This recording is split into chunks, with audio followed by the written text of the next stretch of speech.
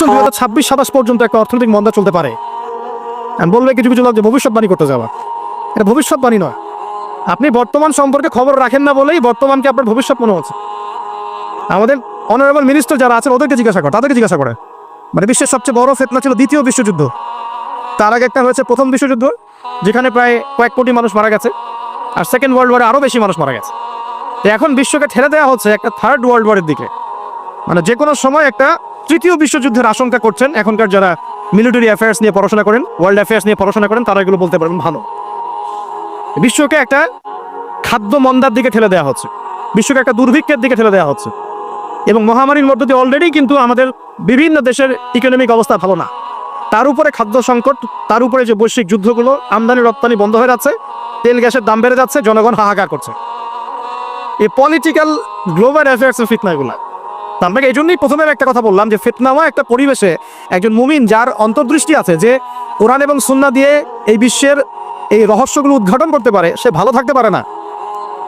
তার মনটা সবসময় কিন্তু মানে ব্যাকুল থাকবে যে কিভাবে এইসব সমস্যা থেকে নিজে উত্তরণের পথ খুঁজতে পারি, আর আমার পরিবারকে বাঁচাতে পারি, আর আমার জনগণকে বাঁচাতে পারি। আর যদি আপনি আত্মকেন্দ্রিক হন, স্বার্থপর হন, তাহলে নিজের চটকায় তেল দিবেন, নিজে ভালো থাকলেই বাপের নাম। তো দেখুন, এই জামানার কথাই নবীজি বলছেন সাল্লাল্লাহু আলাইহি ওয়াসাল্লাম, তোমাদের সামনে এমন একটা যুগ আসছে, নবীজি বলছেন জামানা সাবরিন, কঠিন জামানা, যে জামানায় ঈমান নিয়ে চলাটা হবে হাতের মধ্যে আগুন নিয়ে চলার মতো। নবীজি বলছেন ওই সময়ে সাহাবী জিজ্ঞাসা করছেন, ইয়া রাসূলুল্লাহ, আমি ওই সময়ে কি করব? ওই সময় আমি কি করব? আমাকে কি পরামর্শ দিচ্ছেন? নবী সাল্লাল্লাহু আলাইহি ওয়াসাল্লাম বলছেন, হে আমর ইবনে আস, তুমি ওই সময়ে বাড়িতে অবস্থান করো, বাসায় থাকো, বিনা প্রয়োজনে বাড়ির বাইরে এসো না। ওই সময় তুমি নিজের পাপের জন্য আল্লাহর কাছে ক্রন্দন করতে থাকো, বিনা প্রয়োজনে বাড়ির থেকে বের হয়েও না। আর মানুষের সাথে এত বেশি মেলামেশা করো না, নিজে তোমার আমল, তোমার গুনাহ নিয়ে ব্যস্ত থাকো, তোমার পাপের জন্য আল্লাহর কাছে কান্নাকাটি করো, ইনশাআল্লাহ তুমি নাজাত পেয়ে যাবে। ফিতনাময় পরিবেশে আপনি কিভাবে বাঁচবে, এটা একটা অপশন। আরেকটা হাদিসে কি নবী সাল্লাল্লাহু আলাইহি ওয়াসাল্লাম বলছেন যে যখন এমন ফিতনাময় পরিবেশ আসবে, তখন যদি তোমরা এই আমর বিল মারুফ নাহি আনিল মুনকার, সৎ কাজের আদেশ, অসৎ কাজের নিষেধ, আমার সুন্নতের উপর অটল থাকতে পারো, তাহলে তোমরা 50 জন শহীদের নেকি পাবে। সাহাবায়ে কেরাম বলছেন, ইয়া রাসূলুল্লাহ, আমিনহুম আও মিন্না, তাদের মধ্যে 50 জন নাকি আমাদের মধ্যে 50 জন শহীদ? নবী করিম সাল্লাল্লাহু আলাইহি ওয়াসাল্লাম বলছেন, বাল মিনকুম, বরং তোমাদের মধ্যে 50 জন শহীদ। এটা অপশন নাম্বার 2। এক কি বললাম, আপনি নিজেকে নিয়ে ব্যস্ত থাকেন, বাসায় থাকেন, বিনা প্রয়োজনে বাড়ি থেকে বের হবেন না, মানুষের সাথে কম মেলামেশা করেন, এবং নিজের পাপের জন্য আল্লাহর কাছে কান্নাকাটি করেন, নিজের আমল নামা নিয়ে ব্যস্ত থাকেন, ইনশাআল্লাহ নাজাত পাবেন। 2 নাম্বার, যদি আপনার কাছে আরও বেশি যোগ্যতা থাকে এবং আপনি আরও বেশি সাহসী হন এবং আপনি উম্মার, দেশের জনগণের কল্যাণ কামনা করেন, তাহলে অন্যদেরকেও এই ফিতনাময় পরিবেশে টিকে থাকার ফর্মুলা বলে দেন। এখানে সবর করেন, আমর বিল মারুফ নাহি আনিল মুনকারের কাজ করেন, আল্লাহ পাক আপনাকে ইনশাআল্লাহ 50 জন শহীদ সাহাবীর নেকি দিবেন সব। আরও অপশন আছে। কি অপশন? ওই যে আসহাবুল কাহফ কি করেছিল, একটা ফিতনাময় পরিবেশ থেকে নিজেরা আস্তে করে সরে গিয়েছে। যখন আপনি পরিবেশকে পরিবর্তন করতে আর পারছেন না, দাওয়াত দিয়েও কোনো কাজ হচ্ছে না, মানুষ কথাও শুনছে না, জুলুম নির্যাতন বাড়তেই আছে, টিকে থাকা মুশকিল, তখন তাদের হিসেবের দায়িত্ব আল্লাহর উপর ছেড়ে দেন, আপনি ওখান থেকে ডিসকানেক্টেড হয়ে যান। এটা একটা অপশন। তো হয়তো আপনার কাছে মনে হচ্ছে না এখন ওই যুগ আসে নাই, কিন্তু আমি আপনাকে বলে দেই যে কোরআন এবং সুন্নাহর চোখ দিয়ে যদি আপনি দেখতে শেখেন এবং বর্তমান বিশ্বের প্রেক্ষাপটটা অ্যানালাইসিস করার যোগ্যতা আপনি অর্জন করেন কোরআন সুন্নাহর চোখ দিয়ে, আপনি বুঝতে পারবেন সেই সময় অনেক আগেই চলে এসেছিল। এখন ফিতনা এবং ফাসাদময় এই পরিবেশে আমরা কি করতে পারি, ছোট স্কেলে, বড় স্কেলে না, ছোট স্কেলে। কারণ আমি চিন্তা করলাম যে আসলে প্রথমে যদি ব্যক্তিকেন্দ্রিক বিষয়টা ঠিক না হয়, বড় বিষয় আলোচনা করে কোনো লাভ নাই। আগে ব্যক্তি যদি ঠিক না হয়, বড় বিষয় আলোচনা করে আসলে কোনো লাভ নাই, আপনারা বুঝবেনও না, মাথার উপর দিয়ে চলে যাবে। এখন গ্লোবাল অ্যাফেয়ার্স নিয়ে কথা বলে খুব একটা ফায়দা নাই আপনাদের। এখন ইকোনমিক পুরো এই সুদভিত্তিক সিস্টেম আপনি চেঞ্জ করতে পারবেন না, এবং পুরো যে তাগুতি ব্যবস্থা আপনি চেঞ্জ করতে পারবেন না। আপনি কি করতে পারবেন? আপনি নিজেকে পরিবর্তন করতে পারবেন, আপনার পরিবারকে পরিবর্তন করতে পারবেন। এতটুকু আপনার পক্ষে এখন পর্যন্ত সহজ, ঠিক না? ঠিক কথা। এটা আপনি এখন করতে পারবেন। তো এটার ফর্মুলা কি? ফর্মুলা ঘাটতে গিয়ে আল্লাহ পাক আমার মাথার মধ্যে একটা হাদিস নিয়ে এসে দিলেন। কারণ আমি বিশ্বাস করি যে আপনারা বলছেন মাওলানা, আল্লামা, আমি আসলে এমন কিছু নই। এই কথাগুলো আসলে আমার সাথে যায় না।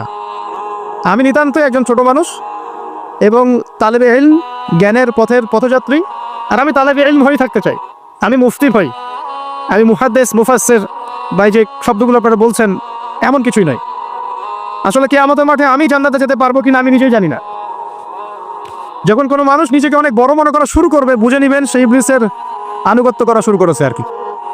কারণ ইবলিস বলেছিল আবা ওয়াস্তাকবারা, আমি খলাকতানি মিন নার ওয়া খলাকতাহু মিন তিন, আমাকে সৃষ্টি করেছেন আগুন দিয়ে, আদমকে সৃষ্টি করেছেন মাটি দিয়ে, আমি কেন আদমকে সিজদা করতে যাব? এটা ইবলিসের চরিত্র, আবা ওয়াস্তাকবার, সে উদ্ধত হয় এবং অহংকার প্রদর্শন করে। তা আমি মনে করি যে আমি কিছু বলি না, আল্লাহ রাব্বুল আলামিন আমাকে বলার তৌফিক দেন মাত্র, আলহামদুলিল্লাহ। তা আমার মাথায় একটা হাদিস আসছে, সকাল থেকে ঘুরছে, সেটা হচ্ছে দেখুন বারা ইবনে আযিব রাদিয়াল্লাহু আনহু থেকে বর্ণিত হাদিসটা আসছে এবং হাদিসটা বিশুদ্ধ। এখান থেকে আমি মূল আলোচনা যাচ্ছি যে একদিন আনসার মানুষদের মধ্যে, আনসার কারা? আমাদের আনসার বাহিনী আনসার কারা?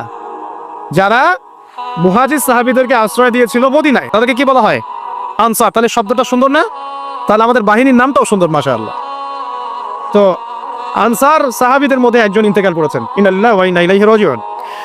এখন তাকে দাফন করা হচ্ছে, আর নবী সাল্লাল্লাহু আলাইহি ওয়াসাল্লাম কবরের পাশে চুপ করে বসে পড়লেন। তার বসা দেখা দেখি বাকি সাহাবীরাও তাকে ঘিরে গোল করে বসে পড়লেন। তারা বলছেন আমরা এমন ভাবে এখানে বসেছিলাম যেন আমাদের মাথার উপরে পাখি এসে বসতে পারে, চুপচাপ, কোনো নড়াচড়া নাই। দেখেন রাসূলের সাথে বসার সুন্নত, দেখেন কোরআন এবং হাদিসের মাহফিলে বসার কিন্তু সুন্নত আছে। এখানে বসে দুনিয়াবি এত গল্পগুজব করা যাবে না, দিলের কান দিয়ে শুনতে হবে, ঠিক আছে? আদব আছে, না হলে কথা আপনার উপর তাসির করবে না। তারা এমনভাবে বসেছিলেন যেন মাথার উপরে পাখি বসতে পারে, সুবহানাল্লাহ। এবার নবী করিম সাল্লাল্লাহু আলাইহি ওয়াসাল্লাম বলছেন যে যখন মাইয়েতকে কবরে শোয়ানো হয় তখন সে তাকে দাফন করে যাওয়া ব্যক্তিদের হাঁটার খসখস আওয়াজ শুনতে পায়।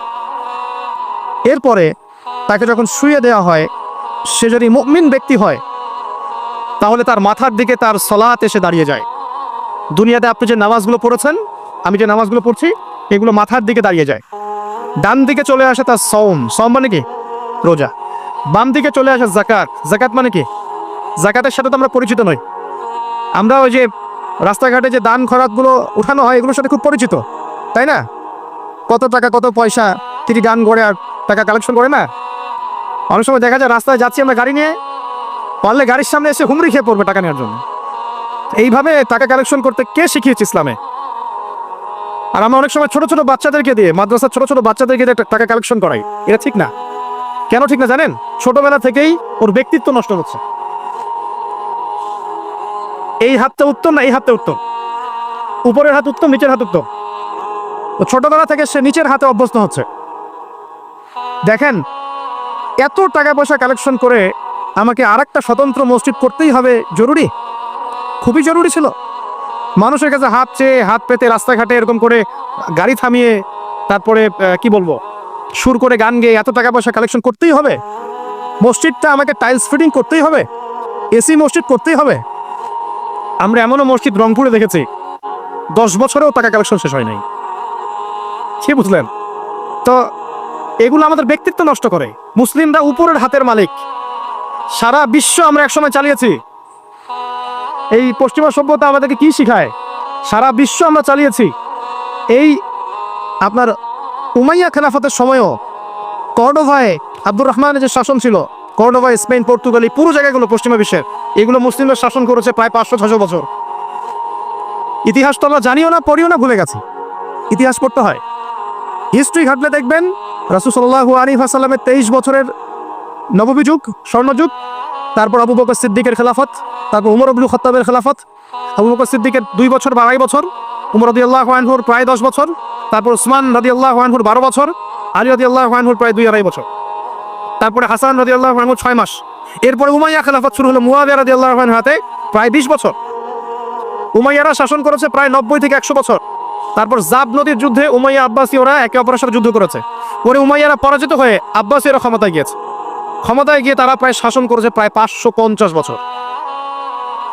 এদিকে উমাইয়াদের মধ্যে যারা পরাজিত হয়েছে ওরা চলে গিয়ে কর্ডোভা, আন্দালুসিয়া ওইদিকে খেলাফত কায়েম করেছে।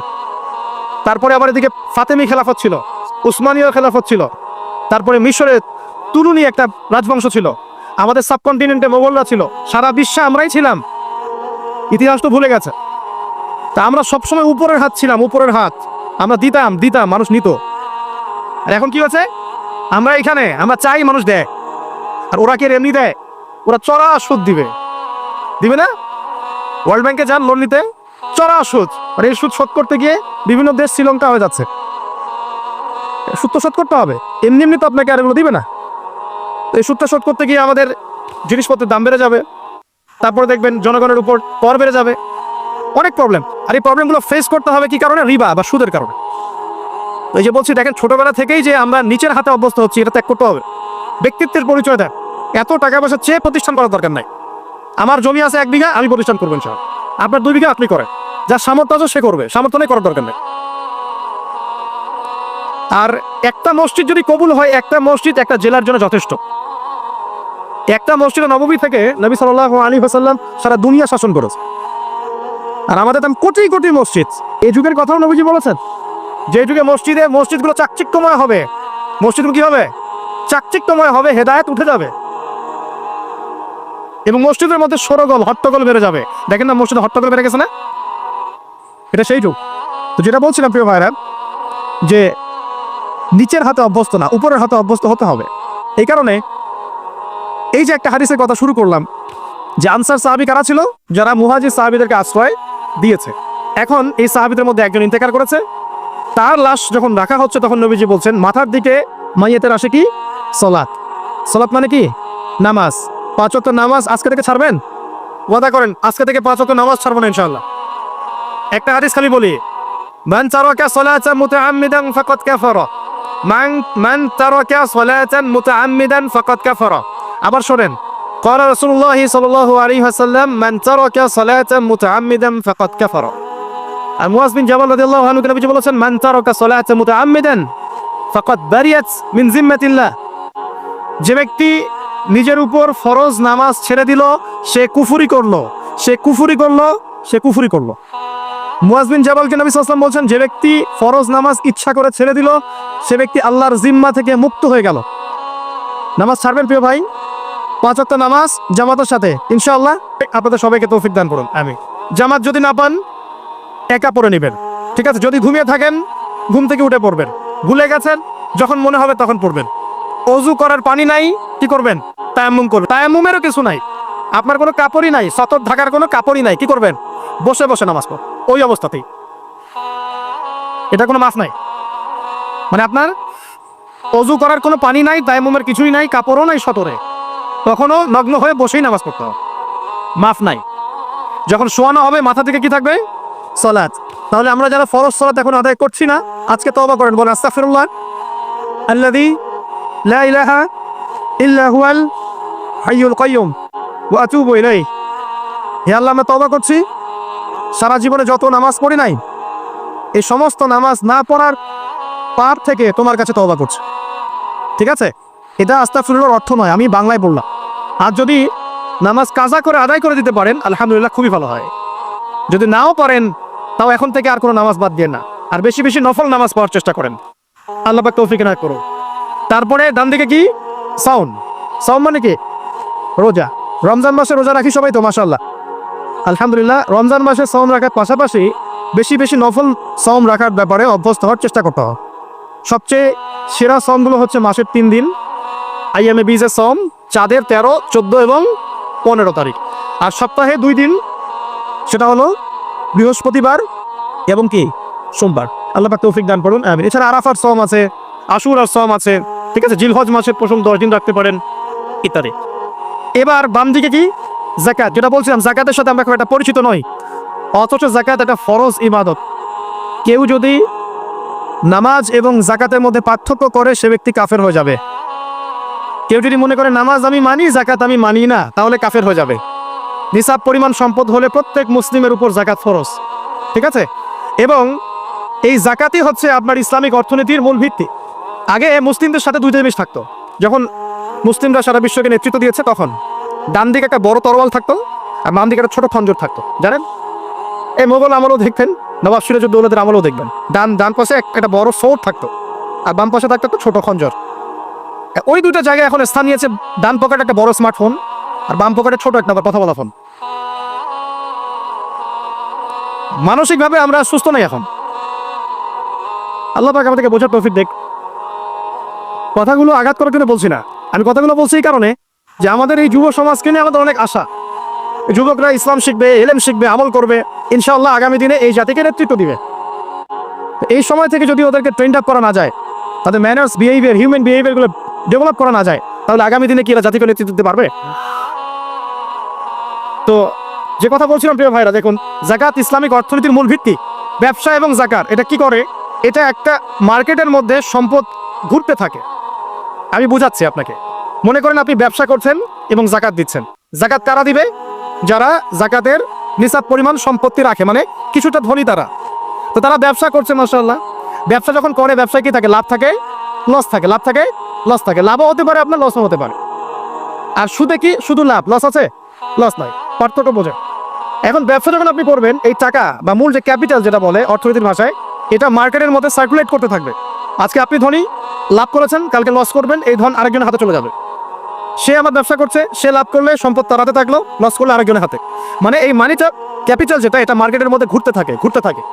আজকে কেউ ধনী, কালকে কেউ ধনী, আজকে কেউ ফকির, কালকে কেউ ধনী, এইভাবে। এখানে আল্লাহ পাক যাকে ইচ্ছা হয় ধন দেন, যাকে ইচ্ছা হয় দরিদ্র করে। এটা আল্লাহ পাক নিয়ন্ত্রণ করে। আবার এর মধ্যে যারা ধনী হবে তারা আবার যাকাত দিবে। কাকে যাকাত দিবে? যে গরিব তাকে। এই কারণে অর্থনৈতিক সাম্য থাকবে এবং টাকা, ক্যাপিটাল মার্কেটে সার্কুলেট করতে থাকবে। এটা হচ্ছে ইসলামিক ইকোনমিক্স। বুঝতে পারছি না মনে হয়। আর রিবাই কি হবে? রিবাই কোনো লসের চান্স নাই। মানে এখানে ধনী আরো ধনী হতে থাকবে, গরিব আরো গরিব হতে থাকবে, প্লাস যাকাতও দিবে না।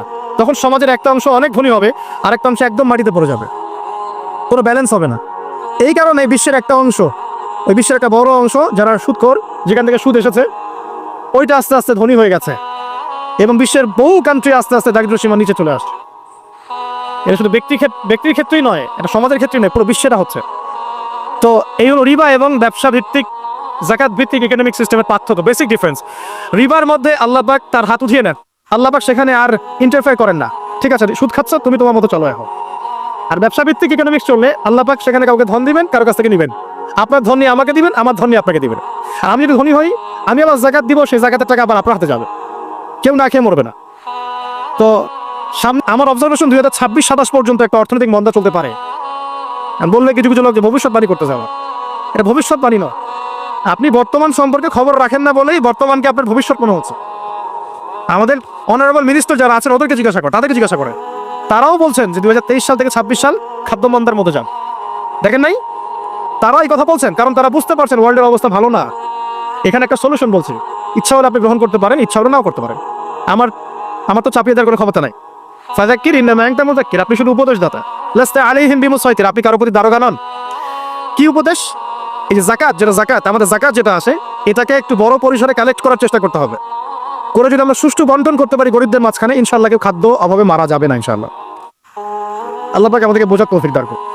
এর পাশাপাশি তারা যেটা বলেছেন, ইকোনমিক সেকশনের লিডার যারা আছে তারা যেটা বলছেন এটা ঠিক বলছেন। তারা বলছেন কৃষিভিত্তিক অর্থনীতির কথা বলছেন, এটার সাথে আমি 100% একমত। আর আল্লাহ পাকের কোরআন, এই কোরআনের মধ্যে বেশিরভাগ যে অর্থনীতির কথা এসেছে তা হচ্ছে কৃষিভিত্তিক অর্থনীতি। এটা কি জানেন? হয়তো জানেন না। কোরআনে যত ইকোনমিক সিস্টেমের কথা আসছে তার মধ্যে সবচেয়ে বেশি এসেছে কৃষিভিত্তিক অর্থনীতির কথা, তারপর ব্যবসা এবং যাকাত। অতএব তারা ঠিকই বলেছেন, দেশের যারা ইকোনমিক সেকশনে গবেষণা করছেন তারা ঠিক কথাই বলেছেন যে কৃষিভিত্তিক অর্থনীতি হচ্ছে আমাদের অর্থনৈতিক মন্দা দূর করার অন্যতম উপায়। ঠিক বলেছেন, আমি একমত। তো যাকাত যেটা কথা বলছিলাম, বাম দিকে যাকাত আসবে। তো যাকাত আমরা দিব তো ইনশাল্লাহ ভাই। যাদের, শোনেন, বাংলাদেশে এমন অনেক শিল্পপতি আছে যাদের একজনের যাকাতের টাকা দিয়ে একটা গ্রাম চলতে পারে। আর যাকাতের টাকা কিন্তু শুধু এক বছরে আসবে না, প্রতি বছরেই ঘুরে ঘুরে আসবে। মনে করেন যে আপনাদের এলাকার মধ্যে অনেক বিত্তশালী আছেন, আমি দোয়া করি মন থেকে আল্লাহ পাক বিত্তশালীদের অন্তরটাকে নরম করে দিক এবং ওসমান রাদিয়াল্লাহু আনহুর মতো দানশীল করে দিক। আমরা দোয়া করি। আমরা কারো খারাপ চাবো? সবার জন্য হেদায়েতে দোয়া করব। টাকা থাকতে কোনো সমস্যা নাই, ধন আপনাকে আল্লাহ দিতেই পারেন। এই ধনটাকে ওসমান গনি রাদিয়াল্লাহু আনহুর মতো আল্লাহর পথে বিতরণ করে দেন, ইনশাআল্লাহ আল্লাহ পাক আপনাকে জান্নাতুল ফেরদৌস দান করবেন। তো অনুরোধ থাকবে, দেখেন আপনারা যদি একটা এলাকার যাকাত কালেক্ট করতে পারেন, মনে করেন কথায় কথায় এখানে কিছু মেয়ে আছে যারা খারাপ পথে পা বাড়িয়েছে, আমার কথা বুঝতে পারছেন? আচ্ছা, এরকম পল্লী অনেক জায়গায় আছে না? এক বছরের যাকাতের টাকা দিয়ে সমস্ত যৌনপল্লীর মেয়েদেরকে কাজ দেওয়া সম্ভব, কর্মে আনা সম্ভব। ওদেরকে কাজের ব্যবস্থা করে দেন, ওরা কখনোই এই সেক্স ওয়ার্কারের কাজ করবে না ইনশাআল্লাহ। কোনো মেয়েই এই কাজ করতে চায় না আমার মতে। কোনো মেয়েই চায় না যে ইজ্জত বিক্রি করে খাবো, কোনো মেয়ে চাবে? কখনো চাবে না। ওকে আপনি ভালো কাজের ব্যবস্থা করে দেন, এই জাকাতের টাকা দিয়ে, দেখবেন ইনশাআল্লাহ সে খারাপ পথ ছেড়ে দিয়েছে। অনেক দেখবেন দরিদ্র মানুষ আছে যে পড়াশোনা করার কোনো সুযোগ নেই, টাকা পয়সা নাই, পড়াশোনা করতে চায় কিন্তু টাকা পয়সা নাই, দিনের জ্ঞান অর্জন করতে চায়, দেশকে কিছু দিতে চায়, টাকা নাই, তাকে আমরা হেল্প করতে পারি না? পারি। অনেক মানুষ আছে মাদক দ্রব্য বিক্রি করছে, তাকে বুঝান, দিনের হেদায়েত দেন, ভাই আমি তোমাকে আরো ভালো চাকরি দিব, ভালো ব্যবসা দিব, তুমি ছাড়বা কিনা? বলবো আমি ছেড়ে দেবো ইনশাআল্লাহ। বুঝালে ছেড়ে দেবেন ইনশাআল্লাহ। এই যে মেগা প্রজেক্ট যেটা কথা বলি আমরা, আত্ম উন্নয়নমূলক বলেন, যুব উন্নয়নমূলক বলেন, বা কান্ট্রি ডেভেলপমেন্টের কথা বলেন, এখানে যাকাত একটা বড় শক্তি হতে পারে। তবে এটাকে সুষ্ঠুভাবে কালেক্ট করতে হবে এবং যাকাতের যে 8টা খাত আছে এই খাতগুলোতে সুষ্ঠুভাবে বন্টন করতে হবে। অমুসলিমদেরকেও যাকাত দেওয়া যায়, জানেন? অমুসলিম যদি কেউ থাকে, দরিদ্র, তাকেও যাকাত দিয়ে সহযোগিতা করা যায়। আমরা সহযোগিতা করি না বলেই তো যে পশ্চিম থেকে লোকজন এসে সহযোগিতা করে খ্রিস্টান বানাচ্ছে এখন সবাইকে। আরো বাড়বে দিন দিন, দেখেন। আমরা তো সহযোগিতা করছি না। আপনার পাশে আপনার প্রতিবেশী না খেয়ে মারা যাচ্ছে, আপনি যাচ্ছেন না। এখন তো অন্য কেউ এসে যদি সাপোর্ট করে, ও তো তার দলেই ভিড়বে তখন। স্বাভাবিক, এটাই হচ্ছে এখন। আল্লাহ বোঝার তৌফিক দান করুক আমাদেরকে। বাম দিকে মাইয়াতে থাকবে কি ভাই? যাকাত। তারপরে পায়ের দিকে চলে আসবে তার আত্মীয়তার সম্পর্ক রক্ষার ইবাদত, তার এই যে অন্যান্য দান সাদকা, তার নফল আমল, তার তাসবিহ তাহলিল, তার কোরআন তেলাওয়াত ইত্যাদি পায়ের দিকে চলে আসবে। এখানে একটা হাদিস এসেছে সূরাতুল মুলক, যে ব্যক্তি রাতের বেলা তেলাওয়াত করবে, কোন সূরা ভাই? তাবারাকাল্লাযী বিয়াদিহিল মুলক ওয়া হুয়া আলা কুল্লি শাইইন কাদির। এই সূরা যে ব্যক্তি রাতের বেলা করে তেলাওয়াত করবে, ইনশাআল্লাহ সূরা মুলক কবরে তার সাথে থাকবে এবং কবরের আযাব থেকে সূরা মুলক তাকে বাঁচাবে ইনশাআল্লাহ।